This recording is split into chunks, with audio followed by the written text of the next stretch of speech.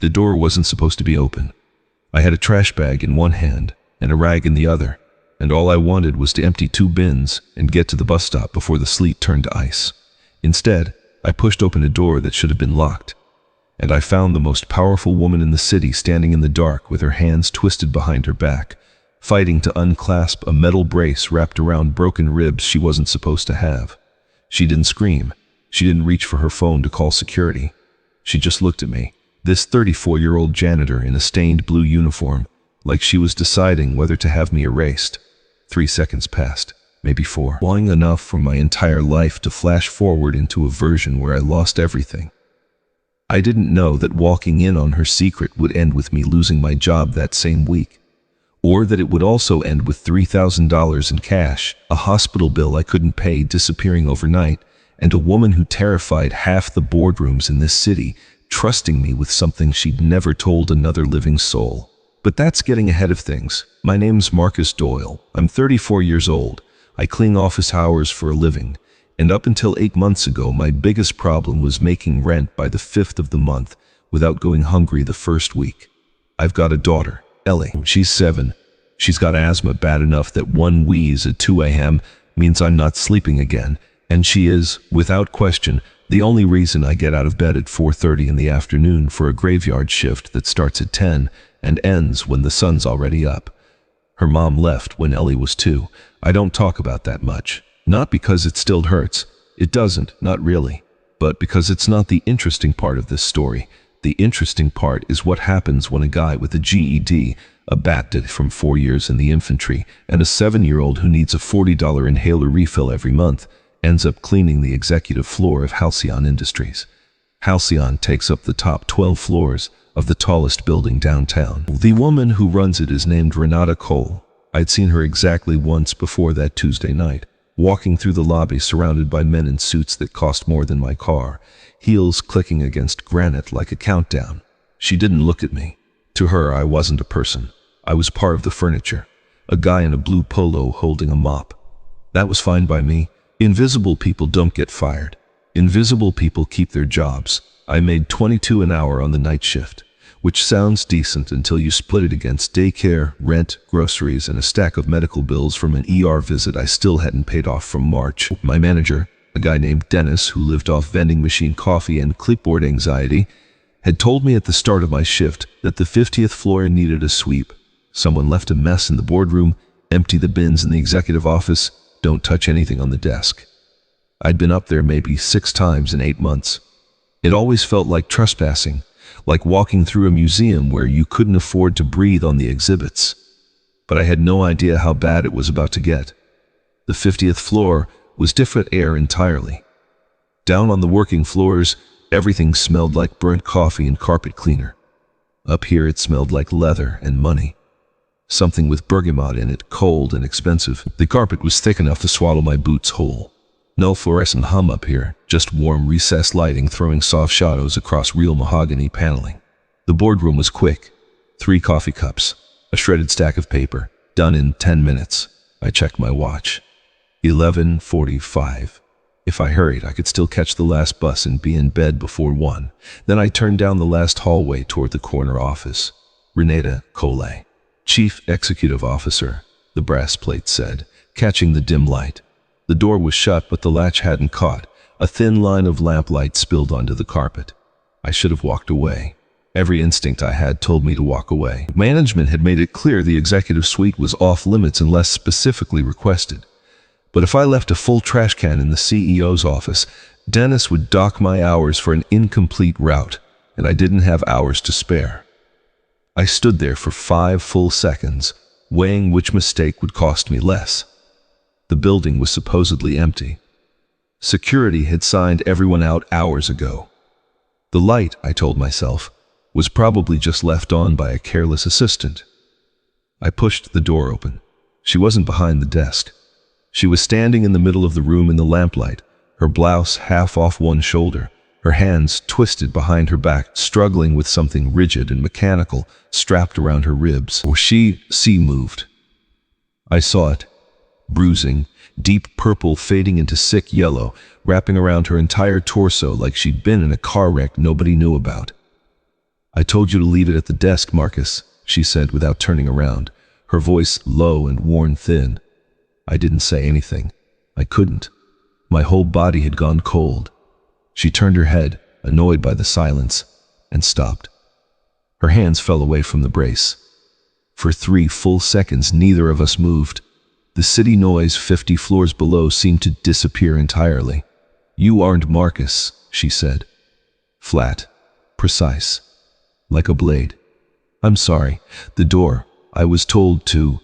I stumbled backward, caught my heel on the rug, nearly went down. "Get out." No anger in it, no emotion at all. What a command. I didn't wait to be told twice. That night I made a decision that would change everything. Except the decision wasn't mine to make. It was hers, and I wouldn't find that out until the next evening, standing in front of her desk again, waiting to hear whether I still had a job. I didn't sleep that night. I lay on my back staring at the water stain on my ceiling shaped like a country that doesn't exist, running the math on how fast I could find another graveyard shift when Halcyon fired me. Ellie was asleep on the pull-out couch, her breathing doing that faint high whistle it does when the air's too dry. I listened to it for almost an hour, counted the wheezes, and told myself if it got worse, I'd take her to urgent care in the morning, even though urgent care meant a bill I already couldn't cover. That's the part people don't understand about being poor. It's not one crisis. It's 50 small ones, stacked on top of each other, and you're always 3 days from the one that breaks you. Somewhere around 3 in the morning, I gave up on sleep entirely. I sat at my kitchen table with a cup of instant coffee going cold and did the math again. Rent, groceries, Ellie's inhaler, the ER bill from March. Except this time I added a new line. Unemployed by Wednesday. The number at the bottom didn't just fail to add up. It fell apart completely. I thought about calling in sick, letting someone else eat the fallout, but invisible men don't get that luxury. If I didn't show, Dennis would just send someone else up to the 50th floor, and I'd lose the job anyway, minus the dignity of walking out on my own 2 feet. By the time my alarm went off, I hadn't decided whether to go in or just not show up and save myself the humiliation of being walked out by security in front of the day crew. But rent doesn't care about pride. I went in. The badge scanner beeped green. I froze, waiting for it to flash red. For a hand to land on my shoulder, nothing. I made it down to the locker room where Dennis was waiting. And for one terrible second I thought this was it. "We're not on floor duty tonight," Dennis said, not meeting my eyes. "You're wanted upstairs, 50th floor," her assistant called.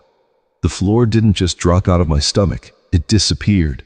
They weren't firing me quietly, they were making me walk up there and hear it from her directly.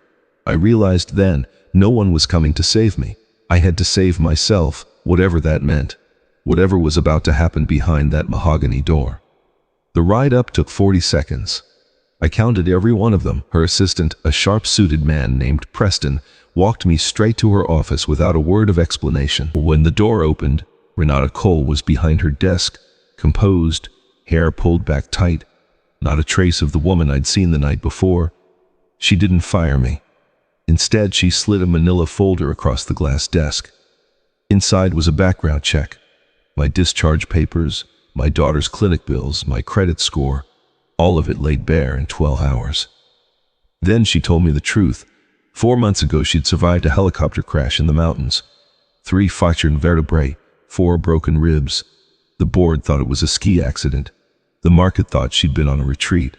If shareholders learned the real story, they'd invoke a medical clause and vote her out before Friday. She needed someone invisible, someone who needed the money too badly to talk, someone who could carry weight, literally, when her spine locked up in public and there was no one else to catch her. $3,000 a week, cash, full medical coverage for me and Ellie, effective immediately. I sat there doing the math I'd been doing my whole adult life, except for the first time the numbers actually worked. New apartment, real doctors, the good inhalers instead of the ones I split into half doses to make them last. "What's the catch?" I asked. "You belong to me until the merger closes," she said. 6 weeks, no days off. If you talk, I will make sure you never work in this city again." I didn't like her. I didn't trust her. But I said yes anyway. Week by week, quietly, I learned the machinery behind the empire. which hallway had no cameras, which pill bottle needed refilling, which look in her eyes meant the pain was winning. I learned when her left hand gripping a table edge until the knuckles went white meant the nerve pain was firing down her spine, and when her voice dropping to a near whisper mid-negotiation meant she was fighting off a wave of nausea from the medication. Nobody taught me this. I just watched. The way you learn to read weather before a storm. There were small wins along the way that kept me going. The first week's pay cleared, and I paid off the ER bill from March in a single call. The woman on the other end of the line almost as stunned as I was. I signed Ellie up for a real pediatric asthma specialist instead of the walk-in clinic. For the first time in years, I wasn't doing math at 3 in the morning. They had no idea what was coming, and neither did I. The moment that mattered most didn't happen in a courtroom or a boardroom. It happened at a gala at the Whitfield Museum, 6 weeks into the job, on the final night before the merger vote. Renata wore an emerald gown built to hide the brace underneath it. She'd been standing for 3 hours, holding a champagne flute she never drank from. I watched her left hand find the edge of a cocktail table and grip it until her knuckles went white. That was the signal. She was failing. Richard Caldwell, a board member who'd been circling her all night like he could smell weakness, finally made his move, flanked by 2 men from the finance committee. "Renata," he said, smiling the way wolves smile at a fence with a broken post, "we should talk about your health before the vote tomorrow." I moved before she could answer. I stepped between them, my voice loud enough to cut the conversation dead. "Miss Cole, Tokyo's holding on line 1. They need authorization on the freight routing now." Caldwell's smile curdled. "We are in the middle of something." "Tokyo won't wait," I said, and offered my arm. The second her hand touched my sleeve, I felt exactly how close she was to collapsing. I walked her out of that hall and into an empty coat room before her knees gave out completely. She went down against the wall, gasping, her manicured nails tearing into silk over broken ribs, mascara running. "The bones shifting," she choked out. I knelt in the broken glass of a dropped champagne flute and handed her the pills I'd been carrying in my jacket for 6 weeks, exactly for this moment. She swallowed them with shaking hands. "You saved me," she whispered. "I did my job," I said. "No," she said, and for the first time since I'd met her, there was nothing left of the CEO in her voice at all. "You saw me drowning, and you pulled me out." For a long moment, neither of us said anything. The sounds of the gala drifted faintly through the door, a string quartet, polite laughter, the clink of glasses from people who had no idea the most powerful woman in the room was sitting on cold tile in a coat closet, held together by a stranger and a handful of white pills. "We're both just trying to survive, Renata," I said finally. "Your monsters just wear nicer suits than mine." She let out something that was almost a laugh, cracked and exhausted, and leaned her head back against the wall. "I built an entire empire," she said, "and I still can't stand up straight without help from a man I met in my own office by accident." "Maybe that's not weakness," I said. "Maybe that's just what it costs to keep standing at all." The next morning, the merger closed. Caldwell never got his medical review. The board never got their vote, and the woman who'd once looked through me in a lobby like I was part of the architecture looked at me across that broken glass like I was the only solid thing in the room. 6 months later, the brace is gone. So is the graveyard shift, the mop bucket, and the apartment with the water stain shaped like a country that doesn't exist. I've got a real desk now, a title that still feels borrowed, and full insurance that me Ellie hasn't wheezed through a night in 3 months. Renata and I still argue. She's still ruthless, still exhausting, still the kind of boss who fires people without blinking. That part never changed. But last Friday, my phone buzzed in the cup holder while I was driving Ellie home, sun coming through the windshield, her chattering about dinosaurs in the back seat. "Take her for ice cream. Put it on the corporate card. R." I laughed for real, first time in years that wasn't forced. I didn't get an apology for that night in the office. I never needed one. What I got instead was something better, proof that the worst moment of my week could turn into the best 6 months of my life if I was just willing to knock on the wrong door at the wrong time. Some doors close so the right ones can open. Mine just happened to open by accident.